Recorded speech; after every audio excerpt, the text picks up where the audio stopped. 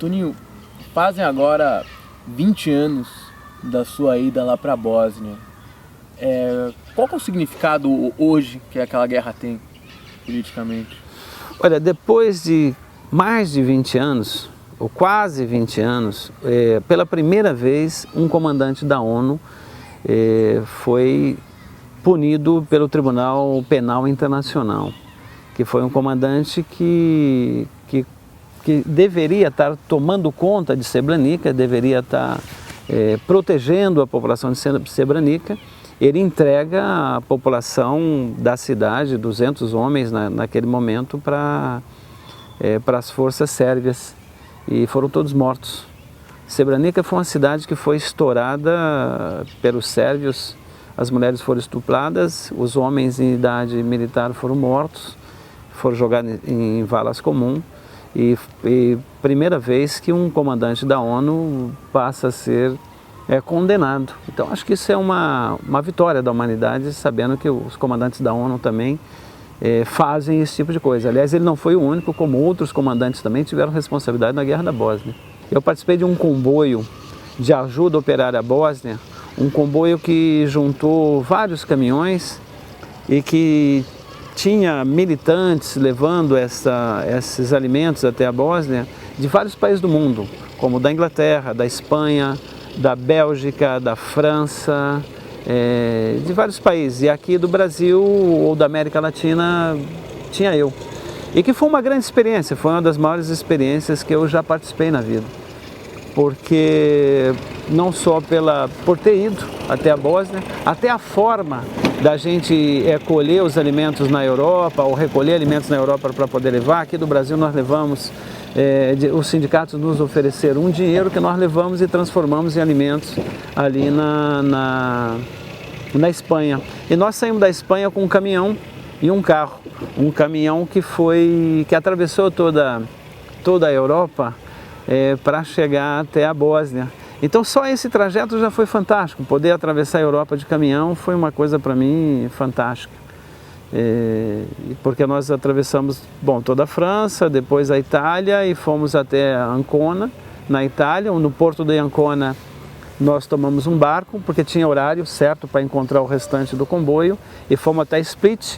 E em Split nós tivemos que esperar os outros caminhões que chegariam aí da Inglaterra, de outros países. E só aí nós passamos alguns dias para poder atravessar no posto de controle, porque esse Split é na Croácia, e a Croácia já tinha feito a guerra contra a Bósnia. Nesse momento quem estava em guerra era a Sérvia. Isso tudo depois que estourou a Iugoslávia, da desintegração da Iugoslávia, e aí se formou todos esses países. E nós tínhamos que atravessar, e por aí ficamos muito tempo aguardando a liberação. E o que eles achavam muito estranho, todos esses point control, achavam muito estranho ter um brasileiro ali, né? O que esse brasileiro está fazendo aqui no meio de uma guerra, entrando numa guerra, aqui na Bósnia, do outro lado do mundo? Era uma coisa que eles não... Era muito estranho. Então meu passaporte era o mais difícil para chegar. Bom, e nós tivemos que atravessar vários point control, muitos, né? Posto de controle, porque uma hora o posto de controle era croata, depois era da Herzegovina, depois era sérvio, então eram vários, então era muito confuso tudo isso. Como nós não tínhamos, isso é importante dizer, nós não tínhamos uma proteção da ONU, porque nós achamos que a ONU é corrupta. A ONU também ela se mete nessas guerras, e também tem sua corrupção, tem lado. Na maioria das vezes ela tem lado. Então nós não tínhamos a proteção da ONU, nós fomos sem proteção nenhuma da ONU, com todas essas organizações de ajuda aí operária. E foi uma experiência fantástica,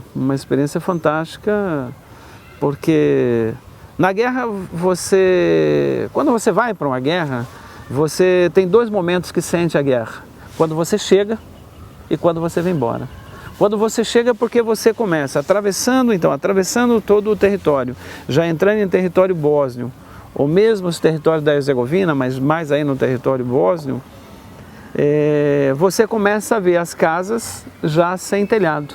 Todas as casas, porque os sérvios tinham uma forma de fazer a guerra muito particular, porque todas as vezes que eles tomavam uma região, eles colocavam uma bomba dentro da casa e a casa explodia o telhado, para que os bósnios não voltassem mais.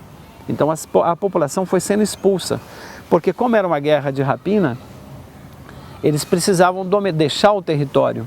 Então, por exemplo, as fábricas que eles roubavam, as fábricas do território que eles dominavam, eles não destruíam a fábrica, eles roubavam as máquinas e levavam as máquinas para a Sérvia. As máquinas iam embora para a Sérvia.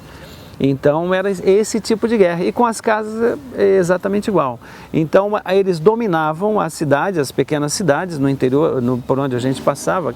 Nós usamos a Rota Sul, a ONU usava a Rota Norte, nós entramos pela Rota Sul. E na Rota Sul, todo lugar que a gente passava com essas cidades que a população tinha sido colocada para fora, evacuado, eles estouravam todas as casas. Então você começa a ver esse tipo de coisa na guerra, aí você começa a sentir.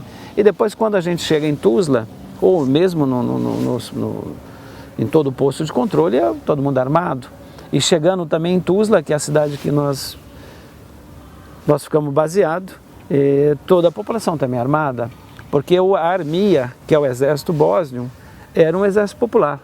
Então era fantástico ver aquilo e você sentia, está todo mundo armado, a gente não está acostumado a ver isso, não todo mundo armado, como era um exército popular, a população estava armada. Você andando na rua, as pessoas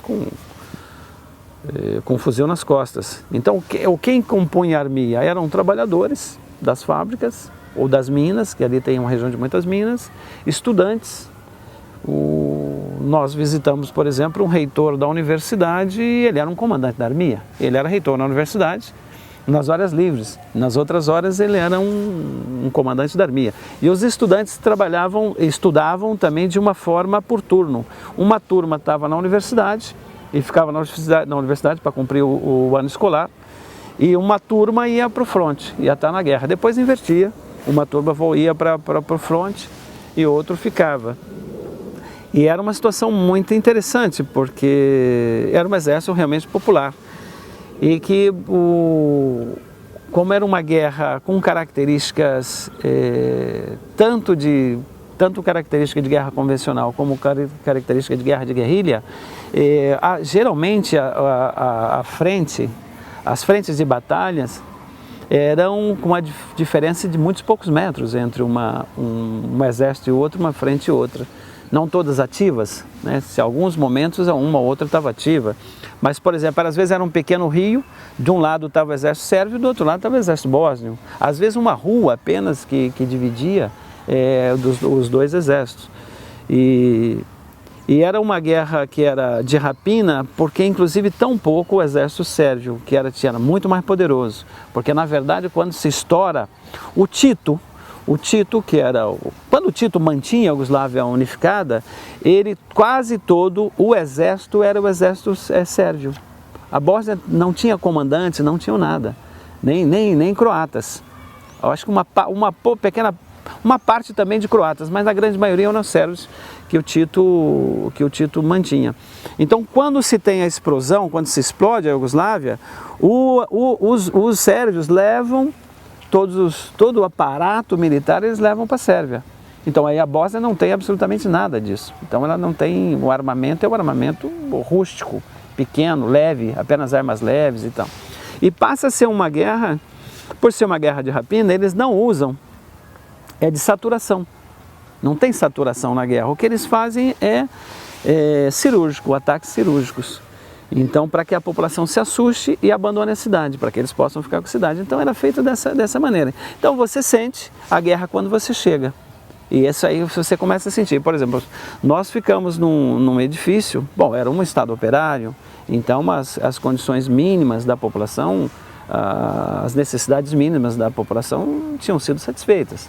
Então, as pessoas tinham casa, tinham edifícios, tinham apartamentos. A situação de comer, de estudar, de viver, de morar, de roupa, tudo isso já estava satisfeito.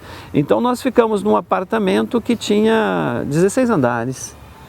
E você chega no prédio, andando pela cidade, quando você está chegando, você vê que todos os prédios têm sacos de areia na frente, porque é a defesa, né? A defesa do edifício.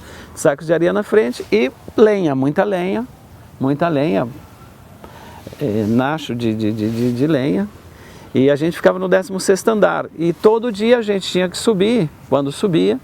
Quando a gente ia embora, tinha que levar lenha ou água, porque não tinha lenha, não tinha energia, então não tinha elevador, nós subíamos a pé todos os dias. E para descer também tinha que descer uma vez só, senão se você não consegue voltar, se esqueceu alguma coisa, deixa, só pega no outro dia, porque não tem como fazer isso. Bom, e você sente a guerra aí, porque é uma situação absolutamente diferente. E as pessoas também, né? As pessoas já muito mal.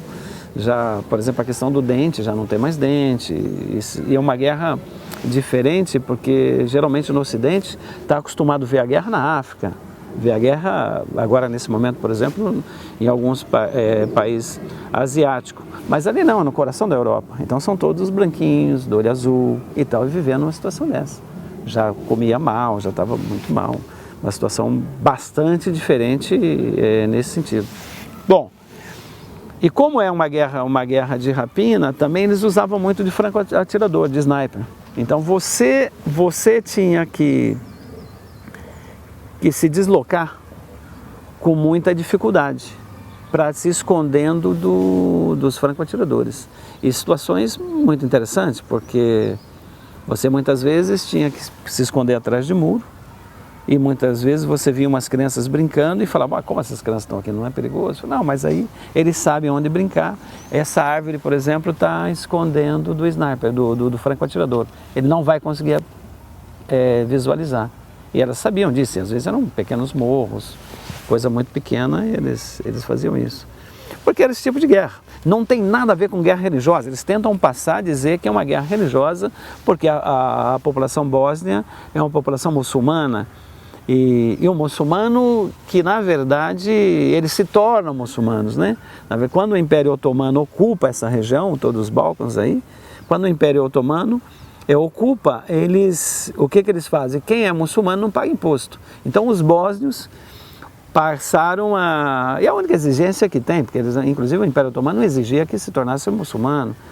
Então os bósnios passaram a ser muçulmanos, mas são muçulmanos que acabam comendo carne de porco, toma hack religiosa, absolutamente nada a ver. É verdade que os sérvios são cristãos ortodoxos, mas não tem nada a ver, a guerra era realmente de rapina. Então esse era o que você sente. E coisas que te choca muito, por exemplo, existia uma organização chamada, que nós visitamos, que chamava Vivizene, que é vida da mulher, viva a mulher, essa Vivizene, era muito triste, porque essa é uma organização que protegia as mães dos filhos fruto de estupro, porque os sérvios usavam o estupro como arma de guerra, e era uma coisa de massa. Então era terrível, é terrível até falar sobre isso, porque essas mães não queriam ver seus filhos, porque eles eram fruto do estupro. E mais do que isso, aquele cara que o pai daquela criança tinha matado seu pai, tinha matado seus irmãos, tinha matado a família dela, e tinha deixado ela e tinha estuprado. Então ela não queria ver os filhos. Então era uma coisa, a visita a esse lugar era uma coisa difícil, era difícil isso, porque é duro, né? Saber umas coisas dessas, e a guerra traz esse tipo de coisa. Naquela guerra lá que o estupro foi usado como arma de guerra. Então era terrível. Agora, e a guerra é isso, né? E você sente também a guerra quando? Quando você volta. Porque ali você acaba criando também amigos, você cria laços, né? Nós ficamos nessa casa que nós ficamos, era uma casa de um companheiro chamado Mister e Almira, era o casal, e que já muito difícil de viver e tal, a vida muito difícil lá, quem tinha uma condição boa antes, né, de chegar à guerra. E me lembro de um soldado da Armia, com quem a gente, da Armia, que a gente fez uma boa amizade, visitamos ele algumas vezes, ele chamava Mio, esse era o nome dele, e ele falava que eu era uma lenda bósnia, que era uma lenda, porque onde já se viu o que o brasileiro está fazendo naquela situação ali. E conhecem todo o futebol, essa história toda do Brasil, né, que o Brasil tem no mundo todo. E ele vivia uma situação muito particular, porque o Mio já era uma pessoa de meia idade, uns 40 e poucos anos, e ele estava no exército da Armia, que é o exército bósnio. E a mulher dele, como os casamentos eram mistos, porque não tinha essa divisão, então a mulher dele era sérvia. E quando a guerra começa, ele fica, mas ela vai para a Sérvia. Ela vai para a Sérvia com seus familiares e ela leva os 2 filhos dele, são 2 filhos homens, e que naquele momento já estava em idade militar. Então ele dizia o seguinte: eles estão em idade militar, os sérvios estão recrutando, todos os homens têm que entrar no exército. E então quando eu estou dando tiro para o outro lado, eu não sei se meu filho está lá. Pode ser que meu filho esteja na outra fronteira, esteja no exército sérvio. Então era uma coisa assim louca, né? Porque ele tinha que fazer a guerra, porque ele queria defender a Bósnia, queria defender a população bósnia, mas ele não sabia exatamente o que estava. E depois a gente perde o contato, eu não sei exatamente o que aconteceu com o Mio, né? Mesmo a Almira, esses eu tive mais notícias ainda. Agora, o outro momento que você sente a guerra é justamente esse, quando você volta, que você começa a pensar em quem ficou na guerra, em quem está lá na guerra, em quem você conheceu e que está na guerra. Então você começa a pensar, né? Você passa a viver uma vida normal e as pessoas continuaram vivendo a guerra continuou. Então são esses 2 momentos, quando você chega e quando você sai. Quando você chega, por exemplo, as primeiras noites, umas 3, 4 noites, você escutava, eu dormindo, né, escutava os mísseis caindo. Como não era de saturação, era cirúrgico, então você ouvia os mísseis caindo. Você acordava à noite com o barulho do míssil e depois a ambulância que saía para socorrer os feridos. Mas isso você escuta uns 3 dias, 4 dias depois, você já dorme e já não escuta mais, porque também você passa a conviver com aquilo, para você já passa a ser normal. Se por acaso cair um míssil em cima do teu edifício, fazer o que? A vida. Você pode morrer em qualquer lugar da vida, qualquer lugar que você esteja. Pode ser aqui, agora, por algum motivo. Então, por uma bala perdida, por qualquer coisa, você pode morrer. Então você relaxa e deixa acontecer. E quando você vai também para o fronte, os frontes que nós visitamos, também era isso, né? As pessoas estavam ali, sabia, qualquer coisa podia acontecer. Então você sente a guerra nesse momento, no momento que chega e no momento que vai embora. Então são os 2 grandes momentos que você sente a guerra. Agora, é uma situação terrível, né, aquilo, e só se explica porque a humanidade hoje, com o sistema capitalista como a busca do patrimônio, do enriquecimento, a busca a forma de produção, né? Só se explica por isso, que não faz nenhum sentido, aquela guerra não fazia nenhum sentido. Não tem nenhum sentido lógico a não ser a aquisição de bens, ou seja, ser uma guerra de rapina. Nenhum sentido. Você estava vindo, basicamente você atravessou uma boa parte num território em guerra, onde havia fome e destruição, com um caminhão cheio de alimentos. Como é que foi essa relação de atravessar e eu estou levando comida para Tuzla, e por que esse processo e como é que foi isso daí tudo? Esse trajeto foi um trajeto difícil de ser percorrido, mas que era necessário. Por exemplo, essa ajuda era uma ajuda operária para a Bósnia. E Tuzla por quê? Porque Tuzla tinha os sindicatos. A gente levava aos sindicatos de Tuzla, basicamente sindicato mineiros, tinha também o sindicato metalúrgico, mas basicamente sindicato mineiro, porque eram trabalhadores e que estavam resistindo. A Armia, nesse ponto, era muito forte nessa região e nós achamos que deveria levar para esse local chamado Tuzla. E quem nos acompanhava era um bósnio chamado Faruk, ele quem dirigia o comboio, né? O comboio quem dirigia era ele. E evidentemente você está numa situação de guerra, então não é asfalto, era uma rota alternativa. Então a estrada era estrada ou absolutamente de terra, ou, que é pior, estrada que já foi asfalto um dia. Porque os sérvios, quando chegam, eles explodiam também os asfaltos. Então não tinha asfalto, não tinha nada, e muito buraco, e a gente passava por aí. E quando passava pelas aldeias, pelas cidades, com a população vivendo uma situação de fome difícil, muitas vezes a população, e aí tinha que parar, porque, por exemplo, teve um local num morro, que é um morro famoso, porque era muito difícil de subir, para que os caminhões pudessem subir. Nós tivemos que esperar que um trator viesse rebocar um dos caminhões para poder ajudar ele a subir esse morro. E a população juntou. E ali, evidentemente, era alimentos. E aquela população, todo mundo sabia que ela estava com fome, que tinha dificuldade de ter bens de primeira necessidade. Então era uma disputa com a população, com o Faruque, que também queria levar para Tuzla, onde nós queríamos levar, para não abrir o caminhão. Não deixar o caminhão abrir e não ser saqueado. E em nenhum momento foi saqueado. Nisso a população acabava entendendo, porque eles falam servo-croata. Nós não entendíamos muito o que eles falavam, porque eu falo um pouco espanhol, mas tampouco falo inglês, eu entendo alguma coisa, muito pouco. Mas era uma disputa do Faruque com a população, e essa dificuldade toda, e para que a gente pudesse seguir viagem. Mas aí seguiu, foi tranquilo, seguimos a viagem tranquilo na situação de guerra. E uma situação de perigo que a gente atravessa também, que nós atravessamos, foi porque para atravessar, saindo de uma cidade para outra, muitas vezes era por túnel, tinha túnel. E o túnel era minado, não no solo, mas no teto. O teto do túnel estava minado. Mas não estava minado pelos sérvios, era minado pelos próprios bósnios, porque a cidade era cercada de morros. Se por acaso tivesse uma tentativa de invasão sérvia, a ideia era explodir o túnel, que dificultava que o exército pudesse chegar. E era uma situação bastante interessante, né? Porque como o solo era cheio de buraco, e o caminhão grande, cheio, então uma roda caía no buraco, então o caminhão se levantava, se ele se levantava de um lado ou do outro, ou seja, se ele batesse no teto, o túnel explodia. Mas tudo isso era calculado, pelo menos um pouco de cálculo aí para...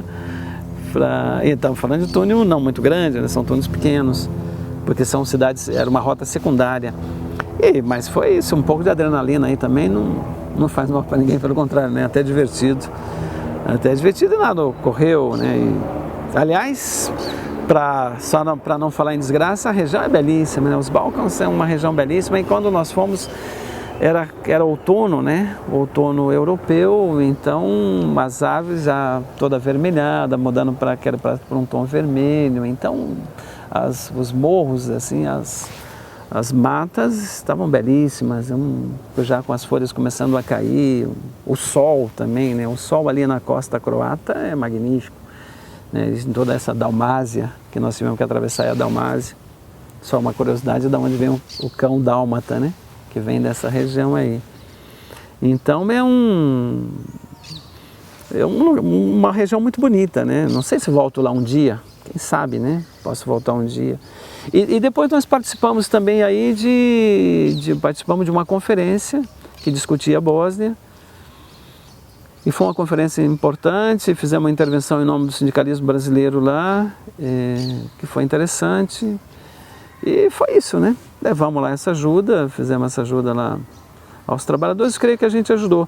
E fomos também convidados a visitar as minas. Eu nunca tinha entrado dentro de uma mina, entramos dentro de uma mina, e foi uma experiência também muito interessante, nos carrinhos, né, de mineiros, né? É muito, muito interessante. Não exatamente como era no Geminal, mas me lembrava muito o Geminal nessa visita à mina. E como é que foi esse negócio de você levar essa experiência e trazer essa experiência para a classe trabalhadora brasileira? Foram organizados debates? Foram depois sim. Como é que os trabalhadores reagiam à ideia de, a Bósnia para o Brasil, para a grande maioria da classe trabalhadora brasileira, é uma grande abstração, né? Provavelmente só nunca tinha ouvido falar e tudo mais. Então, e como é que foi, inclusive, levar para os trabalhadores o pedido de ajuda e solidariedade internacional? Olha, eu acho que a classe trabalhadora é internacional e ela já foi muito internacionalista. Quem veio acabar com isso, com o internacionalismo, foi o stalinismo, né? O stalinismo que acabou com com esse sentimento internacional, porque trabalhador é trabalhador em qualquer lugar do mundo, ele pertence à mesma classe. Então foi muito bom e foi muito interessante no sentido de abrir uma discussão internacionalista com as organizações com as quais a gente pôde conversar, tanto para pedir ajuda, para falar que a gente estava indo, e era pouco, hein? Os sindicatos ajudavam com valores pequenos, não era grande. Agora aqui para eles ajudava muito, às vezes um pouquinho aqui, lá significa muito. Então foi bastante interessante nisso. E foi também muito interessante quando a gente volta da guerra, volta dessa viagem, desse comboio, nós vamos fazer palestra nos sindicatos, e aí juntava os trabalhadores novamente, falava um pouco sobre aquilo e aproximava, né, de uma realidade que é do outro lado do mundo.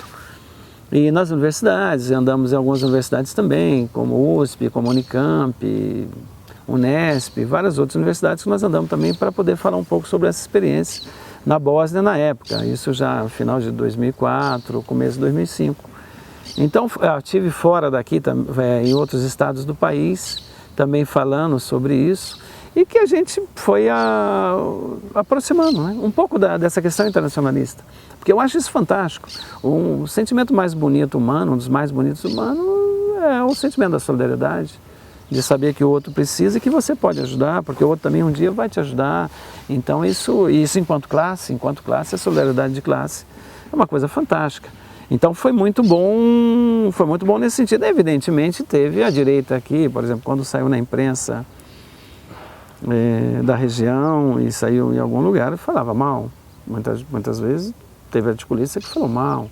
Tanta gente miserável aqui poderia estar ajudando aqui, porque está ajudando na Bósnia. Porque nós achamos que isso é assim mesmo, tem que existir essa solidariedade. Nós queremos ter essa solidariedade para resolver o nosso problema também, quando tiver colocado uma situação de maior enfrentamento para resolver o problema da miséria no Brasil, queremos a solidariedade. Assim como na Guerra Civil Espanhola tinha gente de todas as partes do mundo, assim como hoje no mundo árabe tem gente que ajuda, que é de outras partes do mundo. Então achamos isso importante e foi importante nesse sentido. Eu acho que trouxe muita formação. Para mim, particularmente, foi de um aprendizado, foi de uma experiência para não ser esquecida nunca mais. Foi uma grande experiência, não tenho dúvida.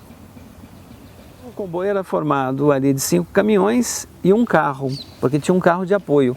Tanto é que um carro de apoio, por 2 motivos. Um, que ele era de apoio mesmo, e os caminhões chegavam, descarregavam e voltavam.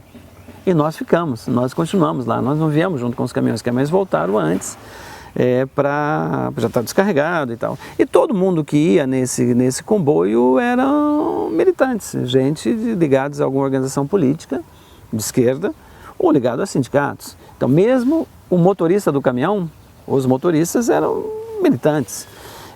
Por exemplo, o caminhão que nós levamos, que saímos da Espanha, ele era na verdade de uma possessão espanhola no Marrocos.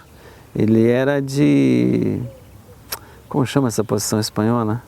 Ai, estou cansado. Gibraltar? Não, não é Gibraltar, não, é no Marrocos, já é no Marrocos mesmo. É Malta? Não, não é Malta. Eu me esqueci o nome. Aliás, eu me meti muito na questão internacionalista lá com ele, na discussão com ele, pela independência da região dele. Mas eram todos militantes, né? Tinha gente de organizações aí de vários países. Mas aí tinha Bélgica, belga, francês, inglês, espanhol, nesse comboio, né? E eu, que era brasileiro, era assim que se fazia. E aqui, por exemplo, como a guerra era muito mais sentida na Europa, antes do comboio partir, se fazia grandes atos. Na Espanha, por exemplo, se fez um grande ato quando o comboio parte de Madrid. Depois ele faz um novo ato quando ele parte de Barcelona. Depois em Barcelona tem um novo ato da onde ele parte. Então, e isso na Inglaterra, na França, na Bélgica, da onde ele saía. E tinha gente que vivia lá, ia para viver na guerra de apoio e era uma coisa bastante interessante. Geralmente o pessoal mais jovem, que a juventude tem mais disposição nesse sentido, né? Era mais disposição. Eu também era jovem. Nós estamos falando de algo há 20 anos atrás, então eu era bem mais jovem e foi Uma coisa interessante. Mas era isso. Então, e você encontrava gente de outras nacionalidades. Por exemplo, encontrava gente da Alemanha, encontrava gente de vários países da Europa. Tinha muita gente lá, por algum motivo. Bom, desde Médicos Sem Fronteiras, que é fantástico também, né? Conhecer o povo do Médicos Sem Fronteiras também é uma dedicação. Pessoal que era Palhaços Sem Fronteiras, então eles iam para divertir as crianças, para divertir as pessoas na guerra, são Palhaços Sem Fronteiras, essas coisas tem. Bom, jornalistas e tal, então. E nós temos uma experiência também muito interessante, é que não tinha água e não tinha energia elétrica. A energia elétrica funcionava de vez em quando ela funcionava. E a luz, a coisa mais cara na Bósnia, mais procurada na Bósnia, era uma bateria de carro. Então tinha muito carro, quem tinha um carro e que tinha uma bateria tinha que cuidar muito da bateria, tinha que tirar ela e levar para o apartamento ou para casa para botar no carro de novo no outro dia para poder andar, porque as pessoas roubavam a bateria. Por quê? Porque a bateria era a única coisa que tinha para acender uma lâmpada dentro de casa. E mais, um determinado momento, por exemplo, tinha toque de recolher, às 8 horas da noite, e lá nessa época já escurecia bem mais cedo, às 8 horas da noite não podia ter nenhuma mais luz acesa. Por quê? Porque se a luz estivesse acesa era um alvo fácil dos snipers, dos sérvios. Então aí a luz era desligada, mas a bateria era uma coisa muito valiosa. Era uma coisa muito valiosa que as pessoas cuidavam muito ali na Bósnia. Então era uma coisa bastante interessante nesse sentido. E também uma coisa que é importante dizer, embora não tinha energia, não tinha nada, a vida segue normal, né? Às vezes as pessoas pensam que as pessoas param de viver numa situação de guerra, a vida segue. Na cidade a vida seguia. Por exemplo, eu fui num teatro, fui assistir uma peça, tudo bem que é em serbo-croata, mas era interessante ver a expressão das pessoas vivendo e seguindo o teatro. Não era que tinha teatro todos os dias, ou não é uma coisa normal. Eles anunciavam que talvez uma vez por mês, aí tinha uma peça teatral 2 vezes por mês, e eram as pessoas, e era uma comédia. Foi bastante interessante, uma experiência interessante. Por exemplo, aí eu cheguei aí numa festa de aniversário de um jovem da Armia, e que nós estávamos andando pela rua e tal, por acaso, né, os estrangeiros ali nos convidaram, nós entramos nessa festa de aniversário. E uma festa é uma comemoração muito diferente, porque além do pessoal estar bebendo hack, aí uma bebida deliciosa, aliás, muito boa. E que as pessoas produziam em casa, né? Não tinha grande quantidade de produzia em casa, nos lugares. E a comemoração não tinha foguete, então era com metralhadora, né? É uma rajada de metralhadora para comemorar, então é uma coisa que para nós é diferente, mas divertido, nesse sentido também divertido. Ou seja, a vida segue normal. Tinha alguns bares, de vez em quando se abria um bar ou outro, alguns bares se abriam. E como não tinha água, não tinha energia, nós não tínhamos como tomar banho, então não tinha banho. Banho é uma coisa que naquele momento não tinha, então você passava uma semana sem tomar banho. E tinha um hotel que tinha água e tinha eletricidade, apenas um hotel. Tinha gerador, não sei como que eles faziam lá, mas era com gerador então. Então o que a gente fazia? E como a gente era estrangeiro, e nesse hotel era o único lugar da cidade que tinha um fax. Para você mandar uma notícia, para os jornalistas poderem mandar uma notícia, naquela época não tinha internet, né? A internet não é que não tinha, estava começando. Para se mandar uma notícia, você tinha que usar o fax do hotel, que era o único que existia, o único lugar que tinha. Então a gente aproveitava para mandar uma notícia para o Brasil ou para a Espanha, para aqueles do pessoal que estava monitorando o comboio na Bósnia, porque as pessoas ficam preocupadas, né? Ficam preocupadas, tanto na Espanha, mais na Espanha, nosso QG era mais na Espanha. Então a gente aproveitava, ia até o banheiro do hotel e aproveitava e escovava os dentes. Nossa, mas que maravilha! O melhor do mundo era escovar os dentes, dava uma sensação de limpeza, parecia que você tinha tomado um banho de meia hora, mas não tinha banho, era só escovar os dentes, que você também não escovava os dentes. Então você ficava muito tempo sem escovar os dentes. Quando podia escovar os dentes era uma festa, era muito bom.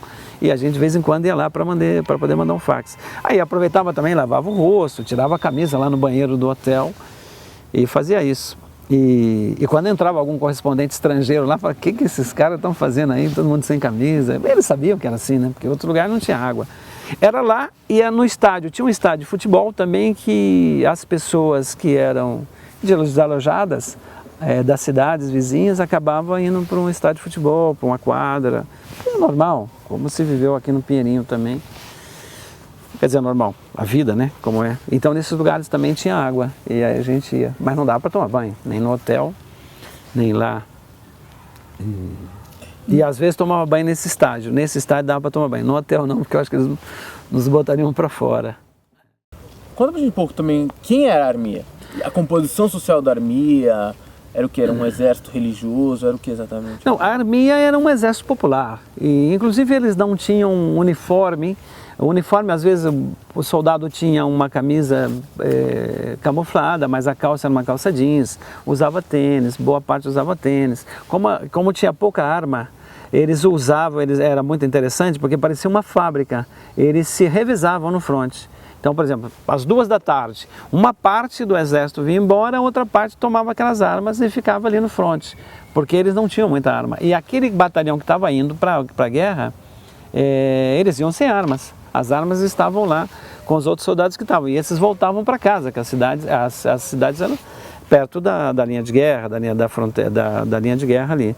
É uma coisa interessante. Agora a composição é isso, eram soldados que eram trabalhadores, estudantes, a juventude no geral. Os comandantes eram ou o reitor, ou um trabalhador que conhecia um pouco mais de armamento, então passava a ser, era isso, né? Era um exército nesse sentido. E não era nada religioso, pelo contrário, o que a Armia tinha uma coisa fantástica é que tinha muçulmanos, evidentemente, tinha cristãos, tinha judeu. E nós falamos com o judeu, com os soldados, né? E que eles diziam o seguinte: não, nós não podemos ir embora, nós vamos ficar aqui porque os nossos mortos estão aqui, nosso cemitério está aqui. Então nós defendemos nosso cemitério. E nós vamos ficar aqui na Armia, nós achamos isso uma doideira. Então a Armia era composto dessa forma, era um exército absolutamente popular. Não tinha nada de religião, nada. Tinha várias religiões dentro da Armia. A formação do exército se deu dessa maneira, com todas as dificuldades que tinha o povo bósnio e a superioridade que tinha o exército sérvio. E era isso, era um exército absolutamente composto, um exército popular, absolutamente popular. Você chegou a participar de outras atividades internacionalistas também, né? Para muita gente isso é algo... Porque um dirigente sindical de São José dos Campos, milita no movimento popular, vai até a Bósnia ou vai até o Haiti? Qual que é a importância disso? Inclusive, como é que se liga agora esse momento aí da sua candidatura, das eleições? Qual que é o link disso tudo? É porque nós somos internacionalistas, o PST é um partido internacionalista e nós acreditamos nisso.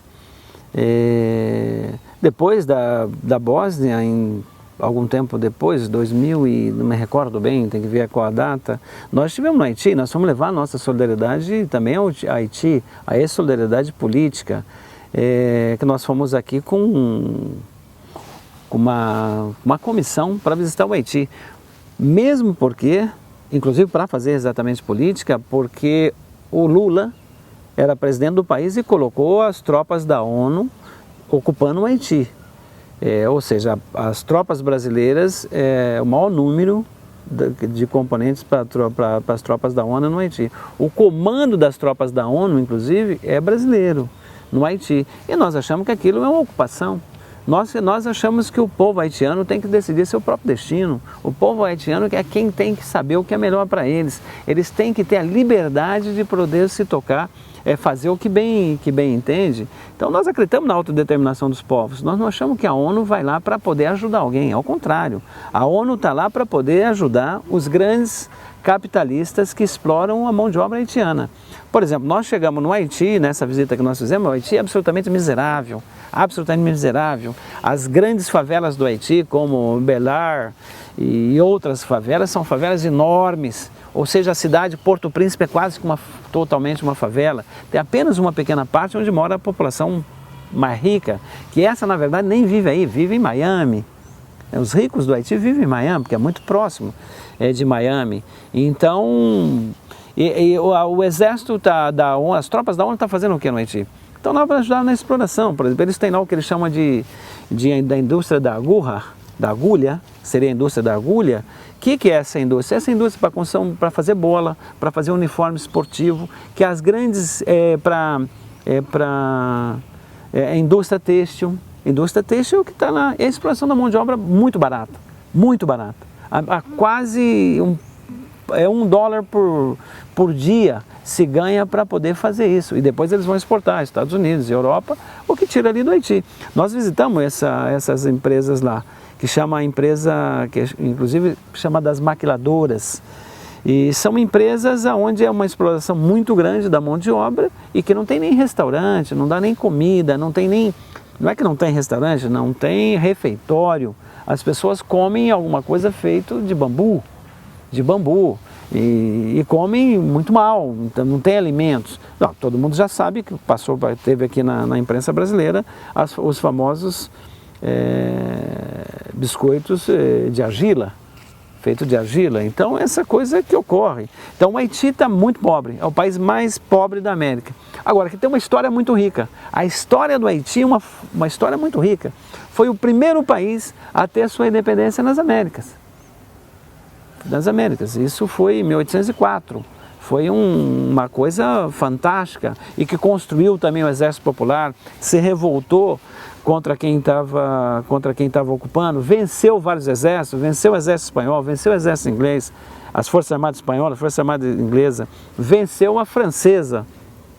E, infelizmente, um comandante, né, Toussaint Louverture, ele vai confiar em Napoleão. Então ele vai para a França para negociar com Napoleão porque ele confiava na história da Revolução Burguesa, porque a Revolução Burguesa é o que tinha de mais adiantado naquele momento.